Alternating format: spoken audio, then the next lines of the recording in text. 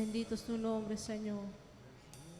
Y en esta mañana continuamos dándole alabanza y adoración a nuestro Dios, trayendo delante de Él nuestros diezmos y ofrendas, dándole gracia, dándole alabanza y dándole gloria. Y venimos delante de Él glorificándole y dándole honor. Aleluya. Santo es tu nombre, Jesús.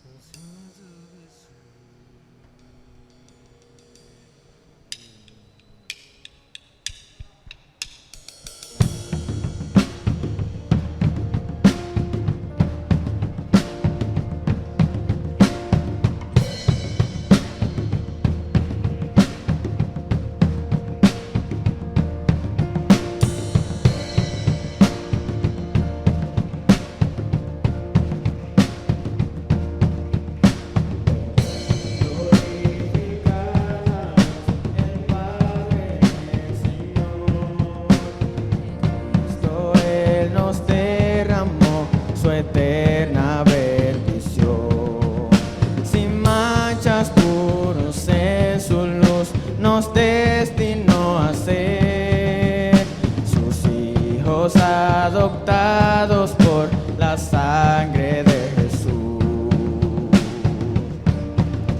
Te daremos la gloria por tu gracia, bondad y amor. Te daremos la gloria, eres el Salvador.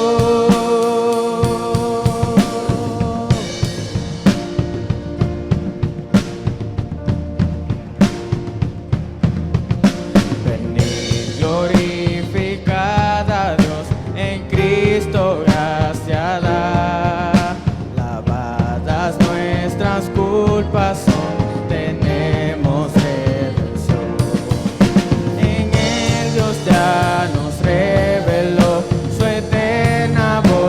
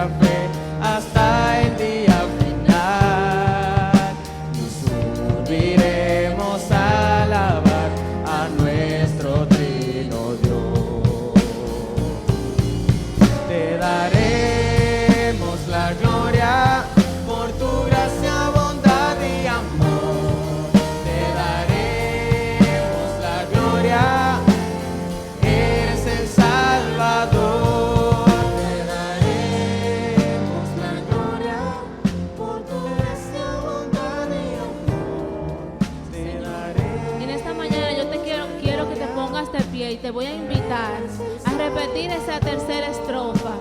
Aleluya. Porque nosotros venimos a glorificar a nuestro Dios. Aleluya. Venimos a darle gloria a nuestro Dios. Y yo quiero que repitamos esta palabra, esta estrofa junto con el coro. Venid, creyentes del Señor. Aleluya. Venid, glorificad a Dios, creyentes del Señor. El sello de su espíritu por fe tenemos hoy. Él garantiza nuestra fe hasta el día final. Nos subiremos a alabar a nuestro digno Dios. Te daremos la gloria, sí Señor. Te daremos la gloria por tu gracia, bondad y amor. Te daremos la gloria, eres el Salvador. Te daremos la gloria por tu gracia, bondad y amor. Te daremos la gloria, eres el Salvador. Te daremos la gloria por tu gracia, bondad y amor. Te daremos la gloria, eres el Salvador. Te daremos la gloria por tu gracia, bondad y amor. Te daremos la gloria, eres el Salvador.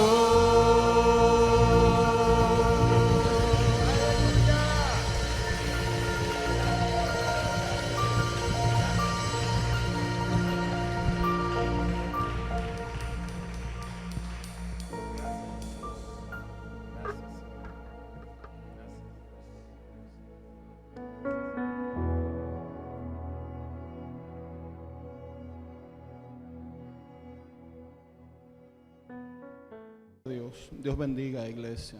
Amén. Qué bueno es el Señor. Nos da el privilegio de adorarle y de alabarle a Él.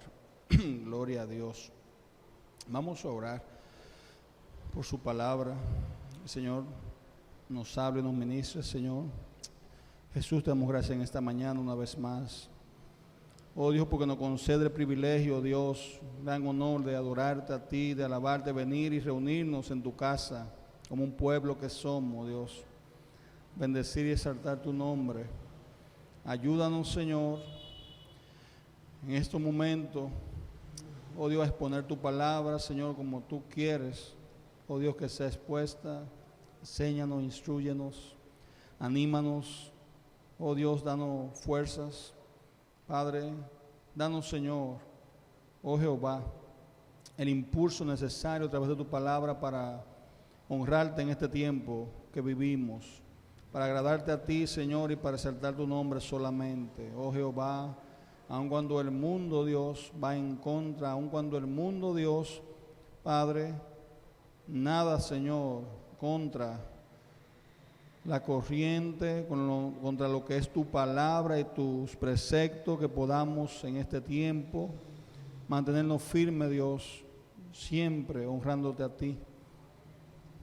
Oh Dios, permite, Señor, a través de ella muchos otros puedan venir a arrepentimiento, a la luz de Cristo, a tu salvación, Señor. Lo pedimos en el nombre de Jesús. Amén. Amén. Amén. Hoy termino la tercera de 3 orientaciones que hemos venido trabajando en los domingos pasados. Y, bueno, hermano, Dios mediante no me verá por aquí hasta diciembre. Digo por aquí arriba porque usted no sabe, pero el tema es que entre la mañana y la tarde, no sé, parece como que le suben el horno al doble, pero la temperatura no se aguanta, no hay forma. Sí, prefiero el primero, que está todavía como frío, bien, pero ya después de las 11 hay problema aquí arriba. Bien. Miren, vamos a buscar, hermanos, 2 de Corintios para introducir y finalizar con el tema. Repito que 2 de Corintios, capítulo 5, versículo 10. Otoniel, por favor, o quien esté arriba. Hoy vamos a ver atrás. Atrás, ahí. Hoy vamos a ver la tercera de las orientaciones. Ya hemos visto, esfuérzate en la gracia. Segundo, sé responsable, sé un cristiano responsable con tu servicio. Y tercero, hoy vamos a trabajar con Dios te va a juzgar. Dios te juzgará, Dios nos juzgará. Hay un día destinado, dice la Biblia, en el que Él va a juzgar a vivos y a muertos, y debemos de estar preparados para ese día del juicio, sin excepción, no importa de quién se trate, todos vamos a tener que presentarnos delante del juez justo ese día. 2 de Corintios, capítulo 5, versículo 10, así lo dice. Lean con la vista, yo les voy a dar lectura, se pueden quedar sentados. Porque es necesario que algunos, los más pobres, solo algunos, no. Porque es necesario que todos nosotros comparezcamos ante el tribunal de Cristo, para que cada uno reciba según lo que haya hecho mientras estaba en el cuerpo, sea bueno o sea malo. Punto. Esa gran verdad, hermano, muchos decía en el culto anterior, la han querido evitar de diferentes maneras, al grado de que aún muchos que se llaman creyentes, yo escuchaba a una persona decir que él no creía en cómo un Dios que era amor, dice la Biblia que Dios es amor y que había dado a su Hijo unigénito para morir por nosotros. Él no creía cómo un Dios así iba a mandar a gente al infierno. Así que él decía, no, yo no creo eso, que ese mismo Dios me vaya a mandar al infierno o mande personas al infierno. Y yo pensaba que equivocado está, porque tanto el Dios que es amor como el Dios que es juez justo son ambos el Dios de la Biblia. Tanto el Dios que ha hablado de la vida eterna y del cielo, el mismo Dios que ha hablado del fuego del infierno, el mismo Dios de la Biblia. En Él residen todos esos atributos y aspectos que no podemos ignorar. Él es santo, sí, Él es bondadoso, Él es amoroso, pero Él es un Dios también justo que va un día a través de Jesucristo a juzgar a vivos y a muertos. Y la idea de un juicio no nos gusta, hermano. Por un lado, no nos gusta presentarnos y tener que lidiar contra un juez. Y yo decía hace un tiempo, no sé si recordarán, de una experiencia que viví donde yo tuve que ir a un tribunal de tránsito por una situación ahí que me pasó y yo entendí que era injusta y fui a impugnar la multa, y así que entonces ahí estaba el magistrado y estaba el fiscal con la situación. Y hermanos, a nadie le gusta, a nadie nos gusta estar frente precisamente a esa situación de un juez para que te diga un veredicto al final y tú tener que presentar pruebas y demás y defenderte. Entonces, sobre todo en un país o en países donde sabemos reina la corrupción y lamentablemente no escapa ningún país, oiga, sea tercermundista o desarrollado, a todo este tipo de situaciones donde vemos que a menudo la justicia no es imparcial. Vemos que el que más tiene dinero se sale con la suya, como decimos, que el que tiene influencia puede maniobrar y manejar algún veredicto. Entonces eso hace que primero no queramos enfrentarnos ante esa situación, y segundo, que siempre en el hombre hay un sentido y hay una necesidad de pedir justicia justa, valga la redundancia, pero de pedir que se haga justicia de manera imparcial, pero lamentablemente eso no existe en este mundo terrenal. La buena noticia es que un día va a haber un juicio, y ahí se va a desplegar toda la justicia realmente de manera imparcial y justa, y nadie va a poder escapar de ese día, porque quien va a estar juzgando es el juez justo. No se le va a poder sobornar, no se le va a poder venir de que hay con influencia, pero mira, no.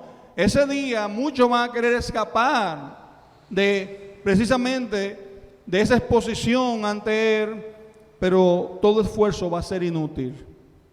Todo esfuerzo va a ser inútil.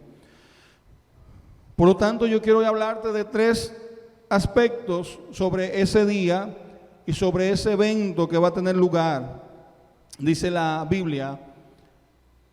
Y esos 3 aspectos son, primero, Otoniel, por favor, voy a hablar de la naturaleza de ese juicio que se va a llevar a cabo, según lo dice la palabra, y lo vamos a ver ahí por la palabra. Segundo, voy a explicar cuándo va a ocurrir ese juicio, en qué momento será. Obviamente no sabemos la fecha exacta en la historia, pero vamos por la palabra a ver en qué momento, cuándo va a ocurrir ese juicio. Y tercero, voy a hablar un poco de quiénes serán juzgados en ese juicio. No solamente van a ser creyentes, van a ser también incrédulos, pero también otros van a ser juzgados. Entonces, en primer lugar, sobre la naturaleza del juicio, tengo que explicar lo siguiente. La propia naturaleza del juicio la va a dar la naturaleza del juez. Sí, no puede haber obviamente un juicio imparcial cuando el mismo juez ya sabemos que está parcializado. Así que la naturaleza del juicio al que nos estamos refiriendo, de ese día del juicio final, va a estar dado por la naturaleza de quien va a juzgar. Y para ello primero tengo que definir claramente en las palabras necesarias juez y juzgar, el hecho de juzgar, la acción de juzgar y el juez. Sabemos que un juez, en el sentido, vamos a decirlo así, natural, el significado es quien decide el destino de un acusado por un determinado delito o crimen, tomando en cuenta las pruebas presentadas en un juicio, declarándolo culpable o inocente. Si lo declara culpable, le aplicará una pena, y si es inocente, lo dejará libre, administrando de esta manera justicia. Eso es lo que hace el juez. Va, en base a unas pruebas y evidencias que se presentan en ese juicio, va a declarar o culpable o inocente a quien está siendo acusado. Por otro lado, la acción de juzgar, en el sentido que lo vamos a ver aquí, no se refiere a criticar o hablar mal de alguien, ni tampoco a crearse una opinión negativa de una persona por lo que uno ve o escucha. No.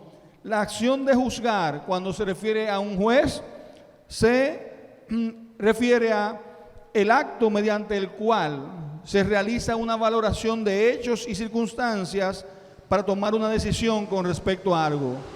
Entonces, al final, lo que va a pasar en ese juicio es precisamente como lo conocemos en nuestro diario vivir. Hay un juez que va a impartir justicia.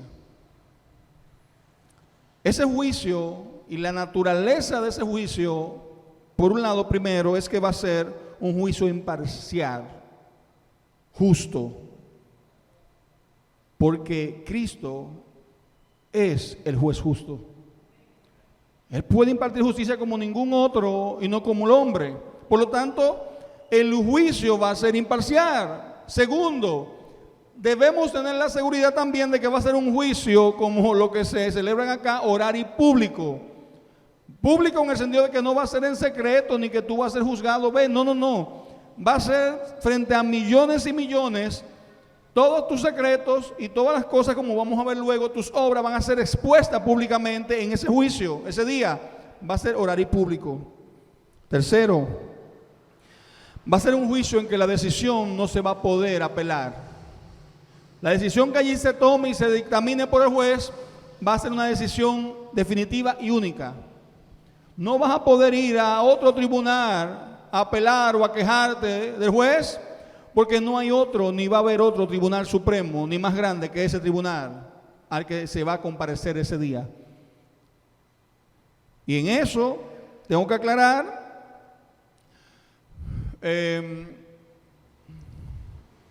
como normalmente se conoce el proceso judicial.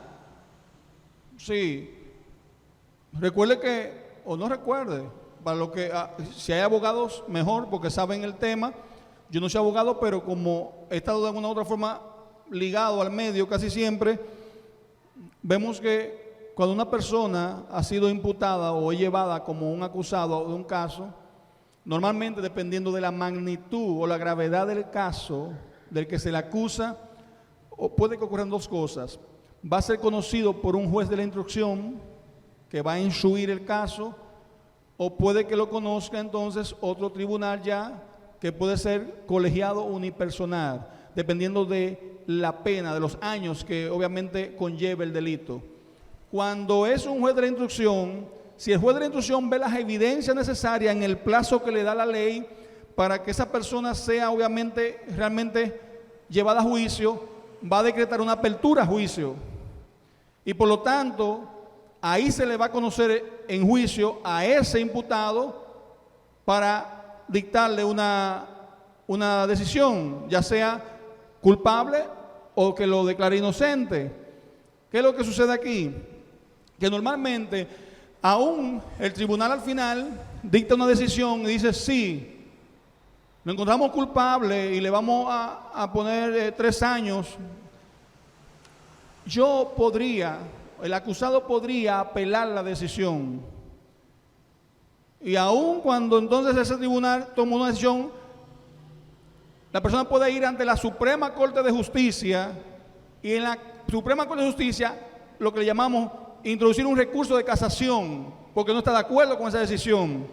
Ahora, según el tipo de delito, en la Suprema Corte de Justicia lo va a conocer una de las 3 cámaras que hay: la Cámara Civil, Comercial, la Cámara Penal, o la Cámara obviamente laboral, de tierra, o de asuntos contenciosos administrativos o tributarios.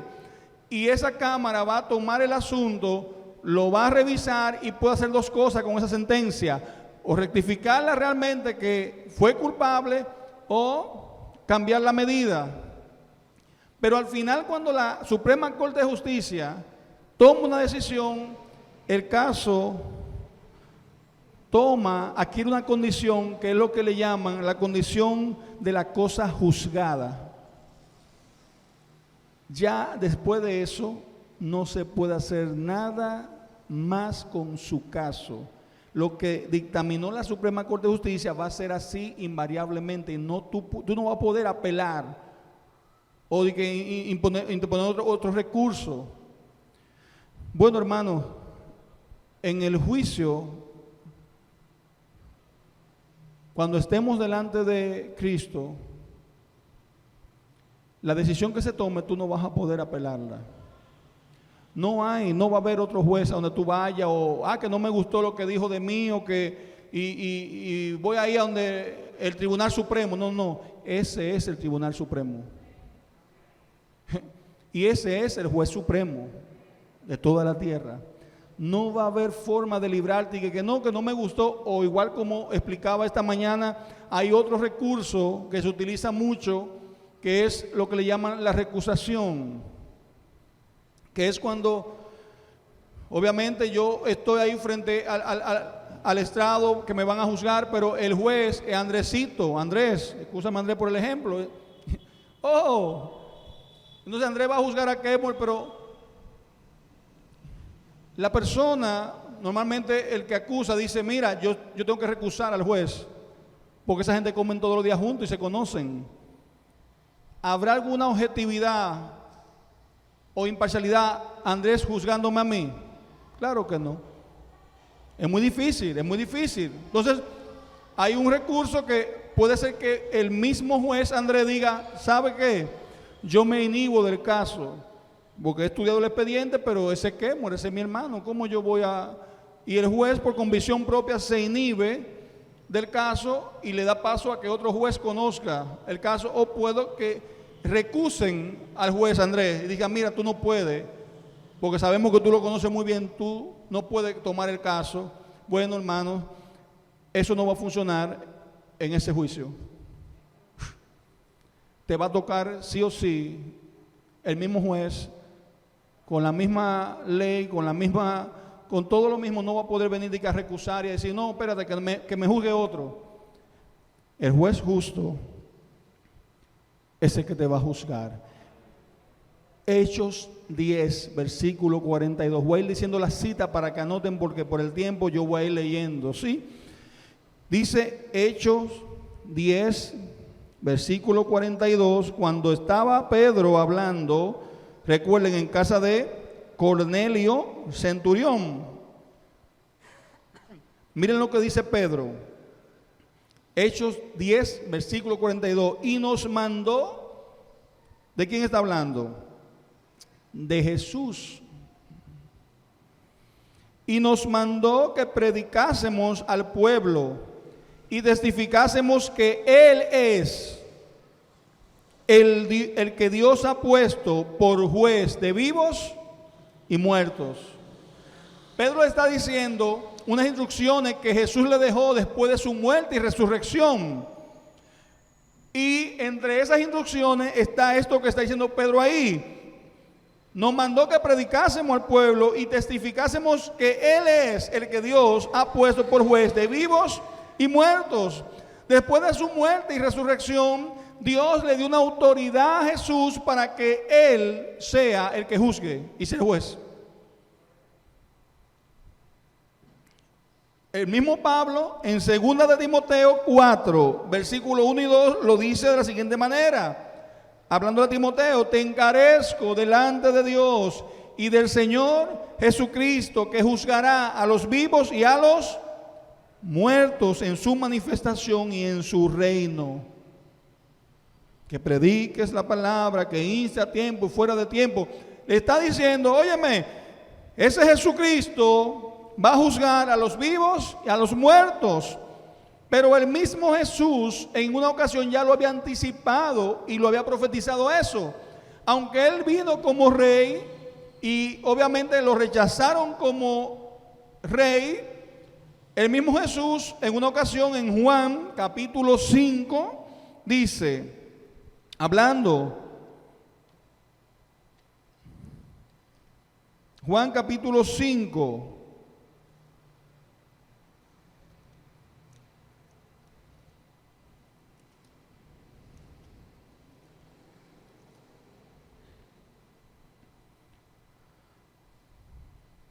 respondió Jesús, hablando de la autoridad del Hijo, respondió entonces Jesús y les dijo, de cierto os digo, no puede el Hijo hacer nada por sí mismo, sino lo que ve hacer al Padre.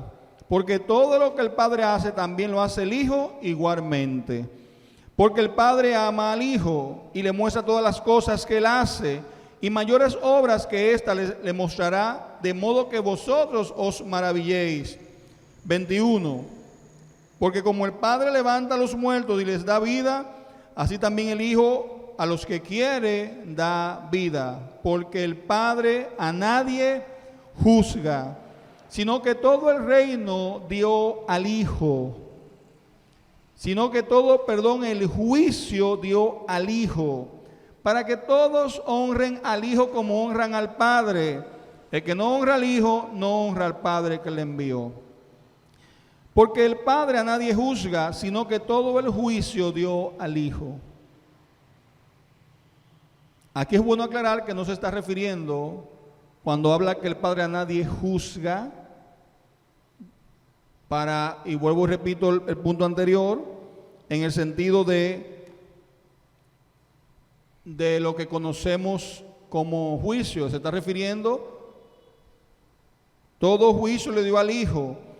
Después vamos a ver más adelante, se está refiriendo a juicio para perdición o para vida eterna. Aquí ya Jesús lo había de alguna manera profetizado y avisado que toda la autoridad y la potestad, el derecho de juzgar a vivos y a muertos, le había sido y le iba a ser dado a él por el Padre.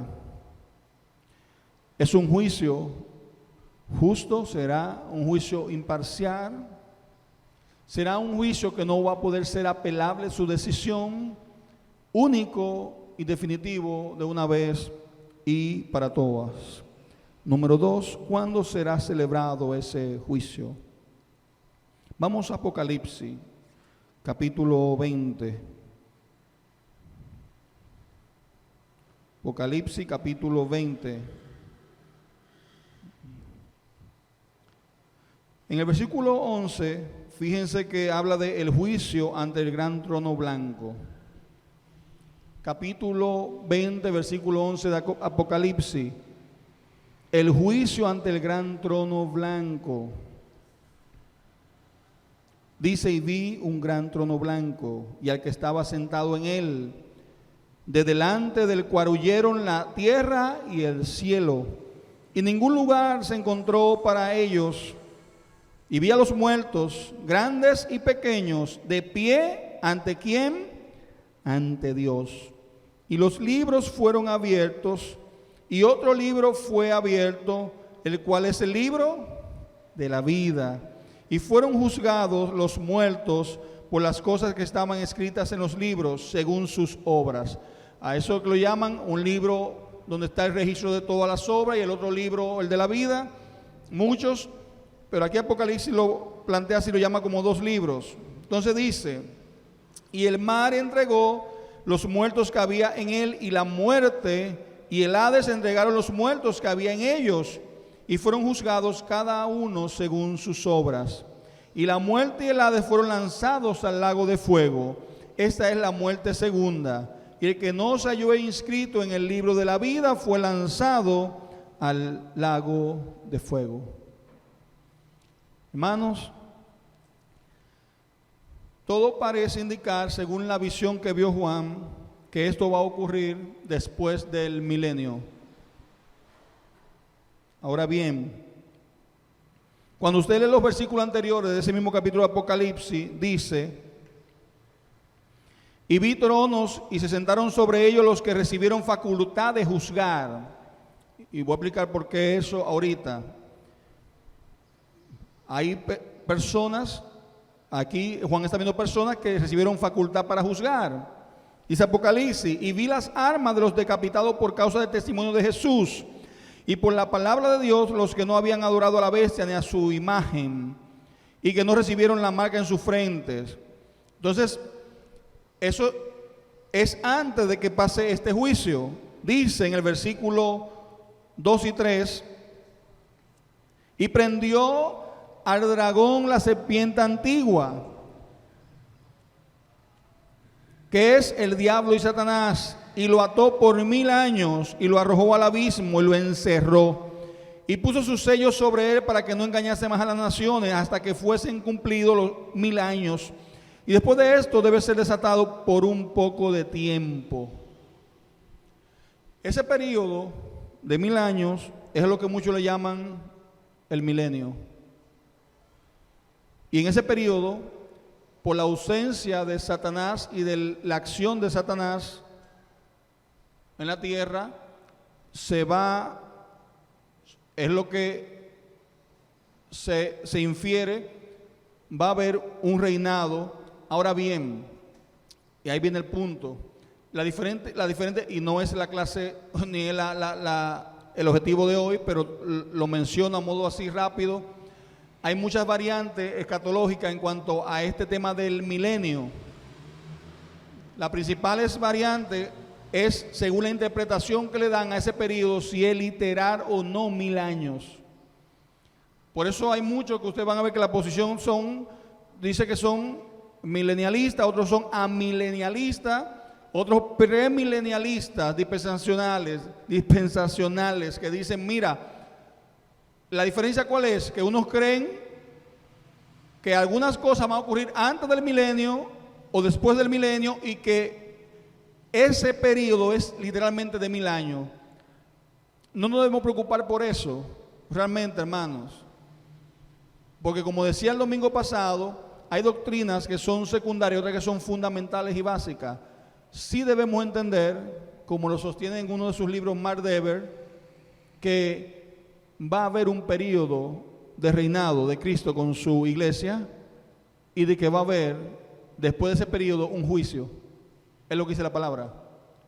Que usted crea que va a haber una segunda muerte y ahí van a resucitar, como muchos plantean, los creyentes, y va a haber un juicio aparte para creyentes, y después del milenio va a haber otra resurrección, y para los incrédulos va a haber otro juicio. Hay muchas variantes en cuanto a esto, repito, y que ni siquiera la Biblia es clara, 100%. Ahora, sea la postura que usted asuma, lo que tiene que entender es lo siguiente: va a haber un juicio establecido después de ese periodo llamado milenio. Si me pregunta a mí, yo realmente, fuera de lo literal, porque pasa algo similar con el libro de Daniel, donde habla de un periodo de 70 semanas, y cuando usted lo lee, obviamente, no puede ser 70 semanas literales, porque hace rato, ya esas 70 semanas pasaron. En la profecía de Daniel, que es escatológica también, él menciona 70 semanas, y en la cosmovisión judía la mayoría están de acuerdo en que se refiere a 70 periodos de 7 años, que es el 70 veces 7 de los judíos, y la importancia porque en la cosmovisión judía siempre hablaban del 7 y del 70 como ¿verdad? Referencia en el tiempo, y ese 70 veces 7, la perfección para ello, 70 por 7 son 490 años. ¿Por qué la mayoría, incluido, yo me incluyo ahí, sostiene ese punto? Porque cuando usted comienza a ver la profecía de Daniel, de los 490 años que habla, y como lo divide, dice que hay 62 semanas primero, hasta que venga, ¿quién? Daniel capítulo 9, el Mesías, el ungido, y que expíe la iniquidad. ¿De quién está hablando? De Cristo. Cuando usted ve esos 62 semanas y lleva años, va a coincidir perfectamente con la venida de Cristo. No se puede equivocar la palabra. No eran 72 semanas literales, eran años. 72 grupos de 7 años. Y luego ahí habla de otra entonces semana, 7 años más, dice que va a ser partida por la mitad, que en la mitad va a venir, se está refiriendo a los 7 años que conocemos como la gran tribulación, 3 años y medio y luego 3 años y medio. Eso lo dice claro Daniel. Por lo tanto, hermanos, sea literal o no que usted lo tome, entienda lo siguiente, que es lo importante. Después del periodo llamado el milenio, que Satanás va a estar atado, aprisionado, entonces, después de ese milenio y la rebelión que tiene lugar al final de este, Juan entonces habla de que cuando se cumplan los 1000 años, Satanás va a ser librado de su prisión y saldrá nuevamente con una rebelión. Y cuando salga con esa rebelión a pelear, Dios va a derrotar esa rebelión. Apocalipsis 20, 9, 10. Y luego de esa derrota que va a sufrir Satanás, viene entonces el gran juicio del trono blanco. Eso es lo que dice la palabra ahí. Y ahí entonces dice la palabra, ¿quiénes serán juzgados? Número 1, van a ser juzgados incrédulos. Número 2, van a ser juzgados ángeles. Número 3, van a ser juzgados los creyentes. Mateo, vamos rápido a Mateo capítulo 25. Ese sí lo vamos a buscar como referencia, que se utiliza bastante junto a Apocalipsis para estos temas. Mateo capítulo 25.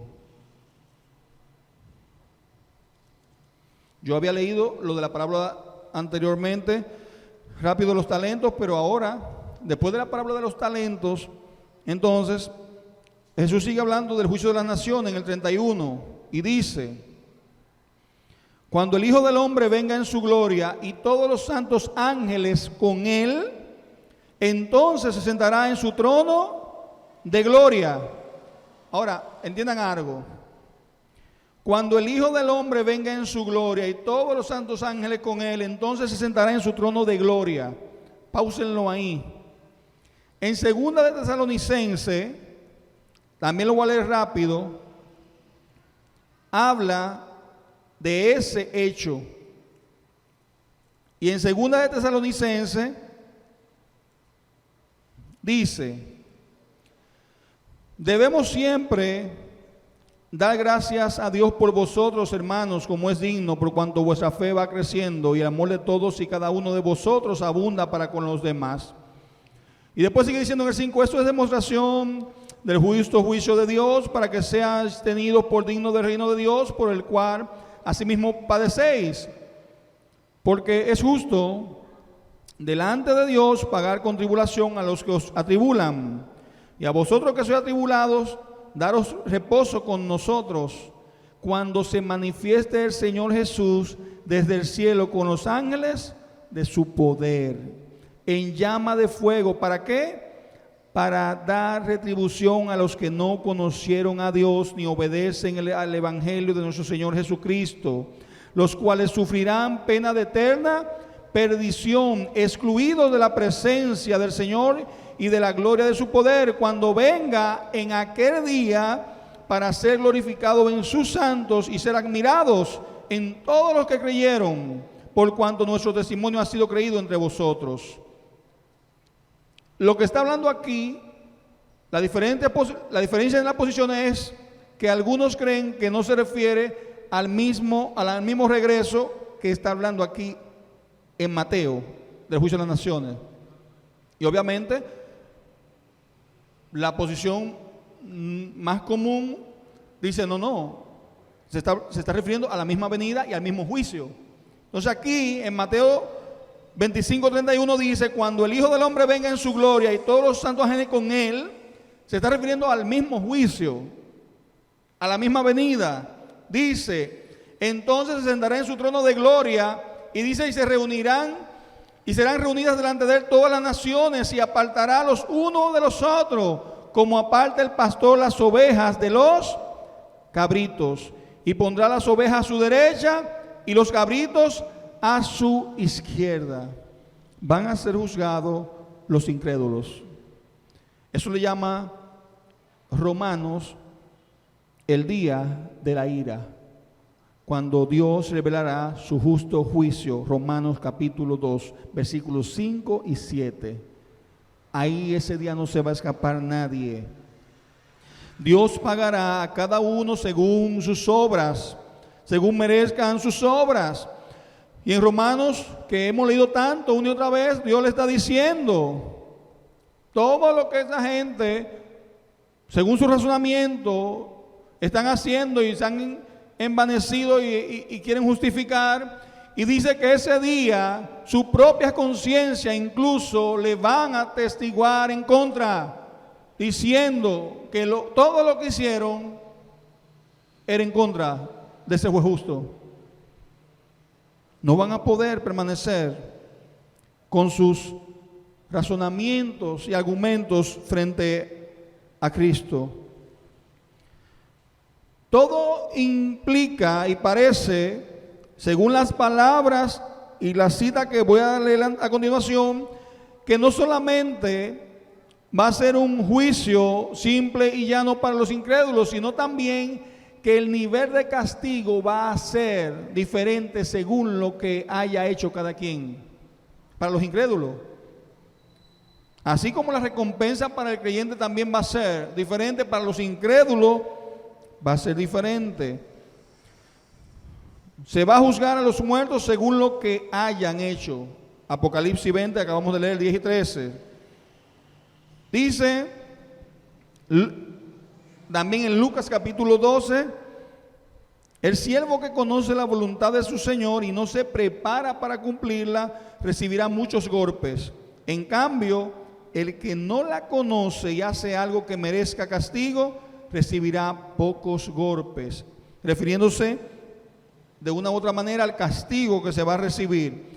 Hablando Jesús en Mateo capítulo 11, recuerden lo que Jesús dice a Corazín y a Betsaida. Son ciudades. ¿Qué dice? Pero les digo que en el día del juicio será más tolerable el castigo para Tiro y Sidón que para ustedes. Si habla de que será más tolerable el castigo, se está refiriendo a que va a haber grado de castigos más fuertes y otros menos fuertes según lo que hizo o dejó de hacer cada quien. También cuando habla a los maestros de la ley, en Lucas 20 dice que los maestros de la ley recibirán peor castigo. Está infiriendo a que también habrá niveles de castigo sobre los incrédulos. Toda mala acción será recordada y tomada en cuenta en el castigo que se asigne ese día. Porque Dios traerá toda obra a juicio, juntamente con toda cosa encubierta, sea buena o sea mala. Eclesiastés 12:14. No habrá nada escondido, ningún secreto de todo lo que hicimos ese día.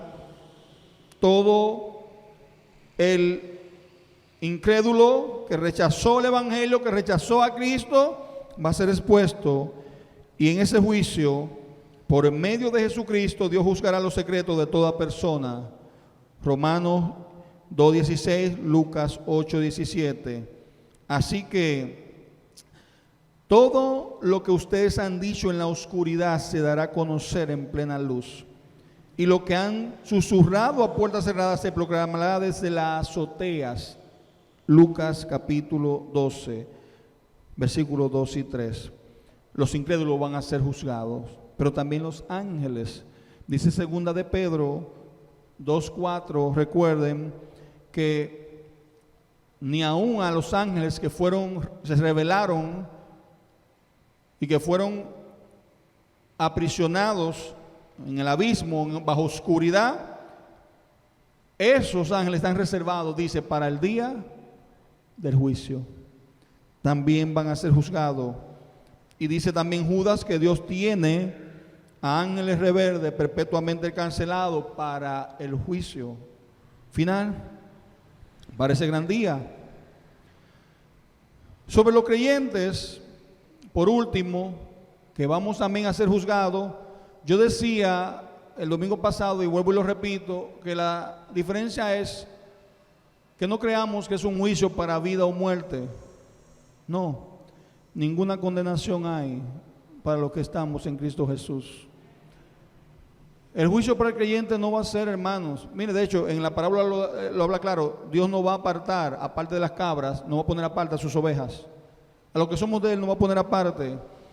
Y de hecho, lo que dice aquí Apocalipsis es que va a haber un libro en el que se va a buscar el libro de la vida. Y ahí, cuando se abre ese libro y que aparezca, oh, Kemuel, aquí está tú. Ah, oh, gloria a Dios. Sí.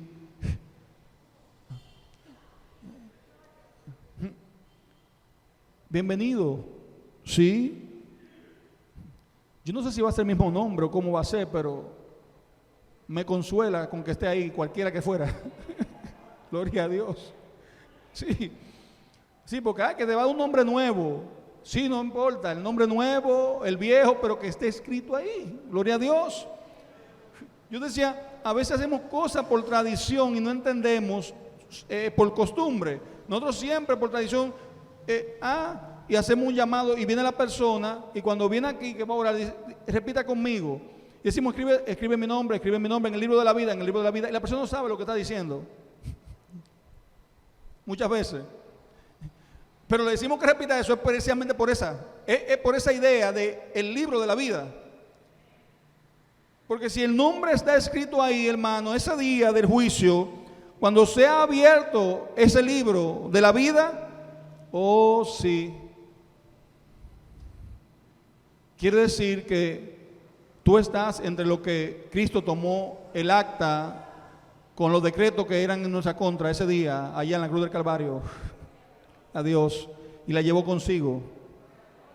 Aleluya. Y para eso vale la pena esforzarnos y vivir, hermanos, para que ese día podamos ser hallados ahí, inscritos nuestros nombres en ese libro. Wow.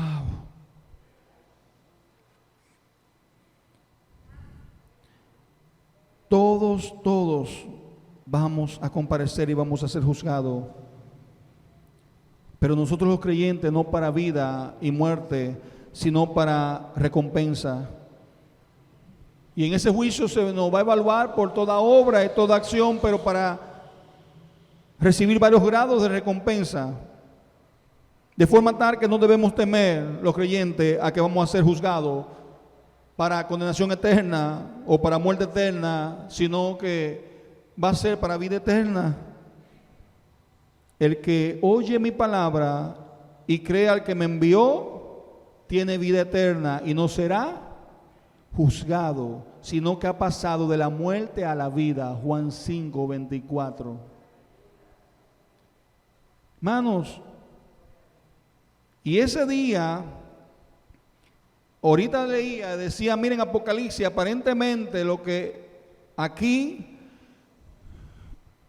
y en otra cita dice es que se nos va a dar incluso potestad, igual que los apóstoles, a tener participación en el juicio. De hecho, de ahí es que muchos otros también se sostienen para decir que son juicios diferentes, porque hay muchos creyentes que van a tener potestad para estar y participar del juicio. Dice en Corintios, Pablo en 1 de Corintios capítulo 6, versículos 2 al 6, deja entrever que los creyentes van a participar del juicio. ¿O no sabéis que los santos han de juzgar al mundo? Y si el mundo ha de ser juzgado por vosotros, ¿sois indignos de juzgar cosas muy pequeñas? ¿O no sabéis que hemos de juzgar a los ángeles? ¿Cuánto más las cosas de esta vida? Si pues tenéis juicio sobre cosas de esta vida, ¿ponéis para juzgar a los que son de menor estima en la iglesia? Para avergonzaros lo digo. Pues que no hay entre vosotros sabio ni aun uno que pueda juzgar entre sus hermanos, sino que el hermano con el hermano pleitea en juicio, y esto ante los incrédulos. Está hablando, según lo expone Gruden, de que también el creyente no solamente va a ser juzgado en base a sus obras para un grado de recompensa, sino que va a participar y va a ser partícipe en el juicio hacia el incrédulo. Por último, y finalizo con lo siguiente: además de la naturaleza del juicio, el momento que está establecido en que va a ocurrir ese juicio, según lo explica Juan aquí, y quiénes vamos a ser juzgados, hay muchas personas que dicen, ¿sabe qué? Yo no creo nada de eso. Total, si es Dios, si Dios es Dios, ¿por qué Él no puede tomar un punto, una determinación o decisión sobre cada quien y listo? ¿Para qué necesita de un juicio? ¿Para qué todo este aparataje de un juicio ahora y el juez? Y a lo que hay dos muy buenas respuestas y argumentaciones. No solamente son esas, pero quiero traer esas dos. Por un lado, la necesidad de un juicio hace ver dos cosas. Número uno, cumplir con el propósito de exhibir ante todo el mundo, ante todo lo creado, ante toda la criatura racional, la gloria manifiesta de Dios. En una acción donde Él va a mostrar su justicia y su santidad, y por otro lado su gracia y misericordia. ¿Tú entiendes esto? Dios va a mostrar de esa manera frente a millones y millones, pueblos, naciones, reyes, todo. Por un lado su santidad y su justicia, va a exhibir así también por otro lado su misericordia y su gracia para con nosotros. Y eso va a magnificar y va a traer gloria a Dios. Eso no va a ser, eso va a ser, hermano, literalmente como dicen ahora, eso va a ser un espectáculo glorioso. Por otro lado, Él va a exhibir a través de un juicio final sus grandes bendiciones para nosotros los santos, de forma tal que será motivo de alabanza que Dios exhiba su justicia de esa manera perfecta, finalmente juzgando, y será motivo entonces de que nos unamos a toda la multitud que habla Apocalipsis 19 y que dice: después de esto oí en el cielo un tremendo bullicio como el de una inmensa multitud que exclamaba: aleluya, la salvación, la gloria y el poder son de nuestro Dios, pues sus juicios son verdaderos y justos. Gloria a Dios. Vamos a tener que unirnos a esa multitud simplemente y alabar y exaltar a Dios, porque sus juicios son verdaderos y justos, y por todo lo que Él ha hecho y ha exhibido. Por eso y más es necesario que Dios lo exhiba y exponga en un juicio final. Cuánta gloria y grandeza. Y su iglesia responde al igual como responde la amada, la novia en Apocalipsis: sí, ven Señor Jesús. Sí, ven Señor Jesús, te esperamos. Sí, ven Señor Jesús, estamos ansiosos de que vengas ya y manifieste tus juicios perfectos y justos. Gloria a Dios. Debería ser el anhelo de nosotros. Por eso nos esforzamos, por eso trabajamos arduamente, por eso honramos a Cristo, a Dios, para que ese día podamos celebrar juntamente y no tener de qué avergonzarnos, ni asustarnos, ni temer. No. Vamos a estar juntamente para siempre con Él. No hay condenación para el que está en Cristo Jesús. No hay condenación. Nosotros cantamos muchas veces ese corito y está justamente retratando esa porción ahí de Apocalipsis. Grandes y maravillosas son tus obras, Jehová Dios Todopoderoso. Justos y verdaderos son tus caminos, Rey de los santos, Rey de los santos. Dice después en la otra estrofa: ¿quién no te temerá, Señor? Y alabará tu nombre, porque solo tú eres santo, por lo cual todas las naciones vendrán y te adorarán y te adorarán. Aleluya. Oh, hermanos, no hay nada en este mundo que se pueda comparar a esa bendición en ese día. No hay nada, riqueza, tesoro, no hay nada apreciable en esta vida, en este mundo, que se pueda comparar a ese momento y a ese día cuando podamos estar conjuntamente y el sello finalmente se ponga y el juez, como hace en la práctica, levante y dicte la sentencia. Bienvenidos todos los de mi Padre, vengan. Manos. Es por eso que estamos peleando la buena batalla. Es por eso que estamos día y día, muchos padeciendo, muchos sufriendo, muchos perseverando sobre pruebas, tentaciones. Pues es por eso, por ese día y para ese día, para que Cristo finalmente, sea exaltado. Porque de Él, por Él y para Él son todas las cosas. A Él sea el imperio por los siglos de los siglos. Amén. Señor Dios, te damos gracias en esta mañana por tu palabra. Gracias, Señor. Oh Jehová, ayúdanos a entender, oh Dios, y a vivir esperando ese día y haciendo conciencia de ese día. Seremos juzgados. Tenemos que comparecer delante de ti, oh Dios, y queremos ser hallados dignos. Oh Jehová, ayúdanos, Señor, que vivamos realmente como si nuestra esperanza, nuestra confianza, todo dependiera de ti, que dependa de ti, y esforzándonos como si solo dependiera de nosotros. Oh Jehová, ayúdanos. Seguir peleando esta buena batalla. Oh Dios, yo te presento a cada hermano, a cada persona que está pasando por situación familiar, personal, por batallas, luchas, oh Señor, Padre, fortalécele en Cristo, Dios.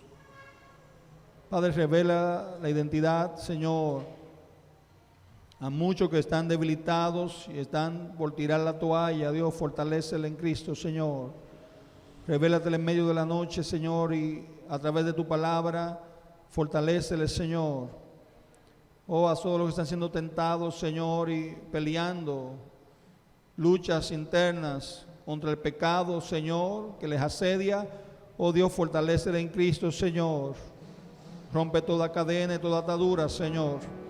Muchos que están peleando contra la depresión, contra cualquier pensamiento, Señor. Oh Jehová, contra cualquier, Padre, tipo de opresión en la mente del enemigo, en el nombre de Jesús, revélate, Señor. Muestra a Cristo, fortalece, Señor. Oh Jehová, a tu pueblo. Padre, mira los que están enfermos, Dios, de cualquier queja de salud, ya sea COVID, no COVID. Oh Dios, visita, Señor, y levanta a los que están postrados en la cama, Señor. Con poder visita y sana tú, Señor. Mira lo que están, Señor, necesitando que tú le abras una puerta laboral, económica. Los que están luchando, Señor, con alguna situación puntual, que no han visto puertas abiertas. Oh Jehová, cierra la que tenga que cerrar, pero abre tú, Señor, la puerta que necesita abrir. Revela a Cristo, Señor. Revela a Cristo salvando, Dios, en la familia, en los hijos, primos, tíos, padres. Revela a Cristo, Señor. Necesitamos, oh Jehová, afianzar nuestro caminar, Señor, y que podamos predicar el Evangelio con esta verdad en mente, que un día vamos a ser juzgados, todos, creyentes, no creyentes,